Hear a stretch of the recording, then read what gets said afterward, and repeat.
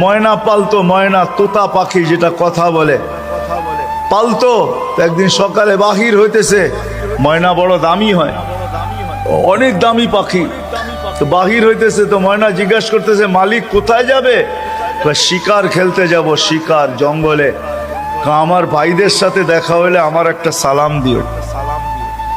তো যখন জঙ্গলে ঢুকছে তো যে দেখতেছে কতগুলা ময়না ডালে বসা আছে। তো নিজের ময়নাটার সালামের কথা মনে উঠছে, তো ডাক দিয়া কইতেছে শোনো, তোমাদের মতো একটা ময়না আমার বাড়িতেও আছে,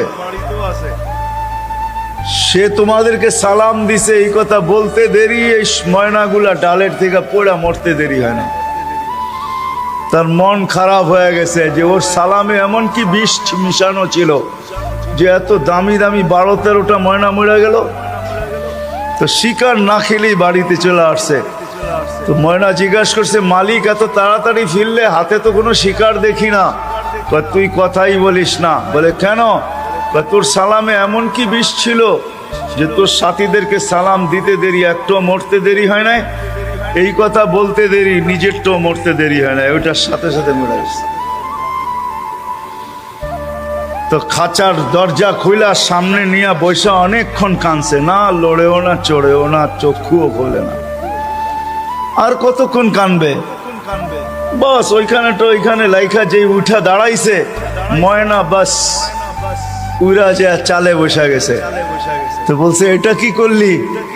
আমার বন্ধুরা আমাকে খবর দিছে, দেখ আমাদের মতো যদি বাগানে বাগানে ঘুরতে চাস তো মরার আগে একবার মরার ভান করে দেখ, তুইও আমাদের সাথে উঠতে পারবি, জঙ্গলে জঙ্গলে ঘুরতে পারবি। ওইটা মরা ছিল না, ও আমাকে চিঠি দিছে, চিঠি বার্তা দিছে, বার্তা দিছে। এই জন্যই আল্লাহ ওয়ালাদের কাছে যাদের বয়স হয়ে গেছে আর কত করে জান আল্লাহ ওয়ালাদের কাছে পড়া থাকেন, জান আল্লাহর রাস্তায় পড়া থাকেন।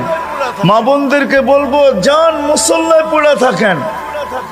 ভাবেন মরার আগে মরে গেলাম, তাইলে চিরদিনের মৃত্যুর থেকে বেঁচে যাব, জান্নাত মিলবে। জান্নাত করবো তো পাক্কা ওয়াদা?